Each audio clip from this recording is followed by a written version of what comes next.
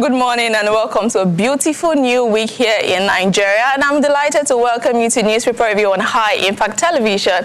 It is the 22nd day in the month of March 2021, and I trust you had a restful weekend. And now over the weekend, so many stories, made headlines, and we're going to review them this morning, as I have with me this morning the Punch newspaper, the Guardian, the Vanguard, the Star in Kenya, as well as the Standard Digital.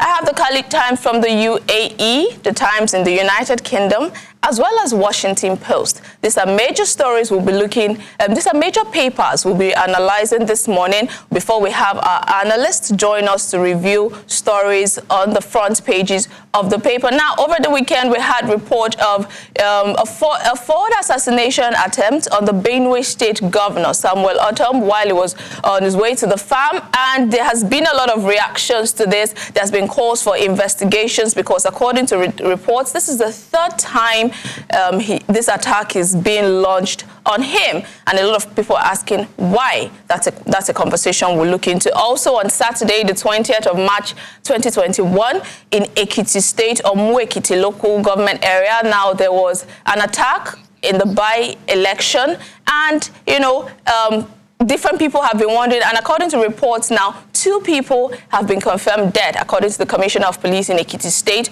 while about 5 are still in hospital receiving treatment. This is coming at a time when, a lot of Nigerians have been complaining about insecurity challenges in the country. But an investigation has also been launched into that, and we'll have that conversation earlier on. But before we move on to major stories happening on the front pages of the papers this morning, now we are being joined by Barrister Oluwatobi Fatoki, a legal practitioner who joins us via phone call from Ibadan, Oyo State, Nigeria. Good morning, Barrister Oluwatobi. Thank you for joining us.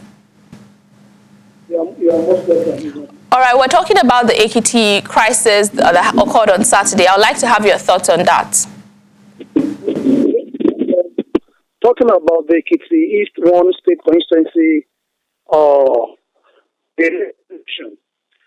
by-election rather, and I was saying that at this stage, this time, I think we ought to have overcome the challenges of insecurity of election nearing process.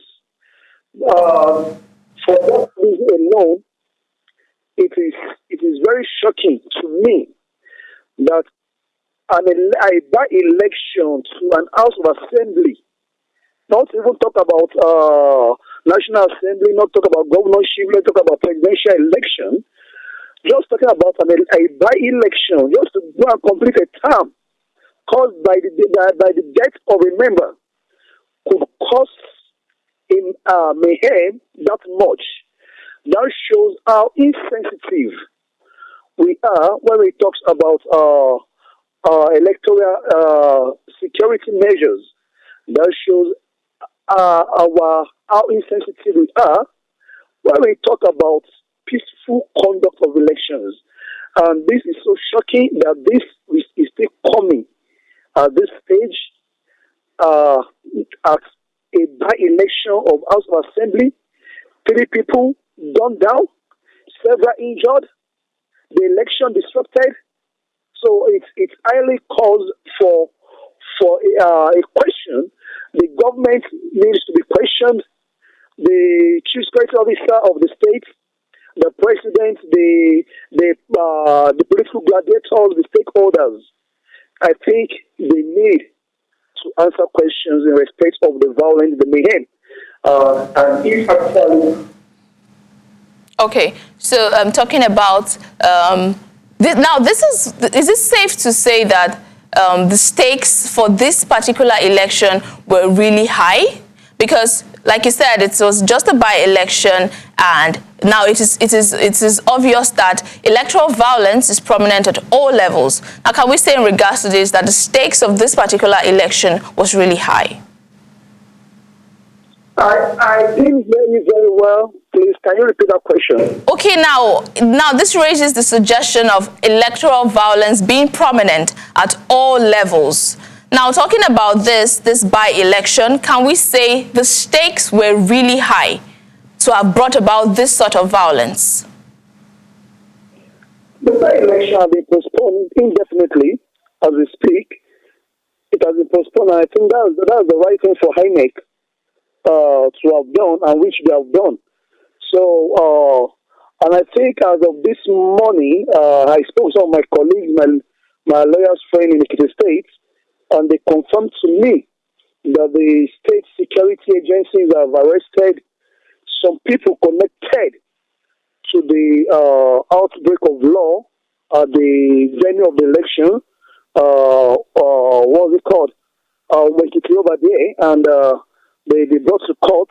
And I think by this time, I believe they ought to have been charged to the court of law, and let the law see us to serve as a deterrent to all those that might still believe that to cause me into when it comes to our election in Nigeria. I think the law should really play its role well. If those arrested, they are actually now this is on them. But I think I think Okay, yes, so I agree with you, because we have the report how that they are to be charged to court today, and Senator Abiodun Olujimi, as well as the governor of Ekiti State, have said investigations should be fully launched into that. Now, talking about still on this issue, we recall that a peace pact was signed between the political parties to ensure peace and safety throughout the electoral process. Now, how did we go from signing a peace pact to having so much violence? What exactly do you think the problem was? Thank you very much, sir. The issue of... Are you with me? I can hear you clearly. Okay, very good. The issue of peace pact when it comes to electioneering in Nigeria is not something new. But I think the problem is, you see, those contesting themselves, the political leaders themselves might not be the problem. You know, outside the peace accord, the peace pact, what you may.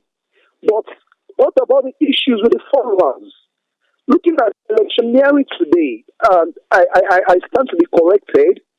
Majority of those you see at the polling units, at the polling booths, I stand to be corrected. Majority of them are either semi-illiterate or illiterate. Majority.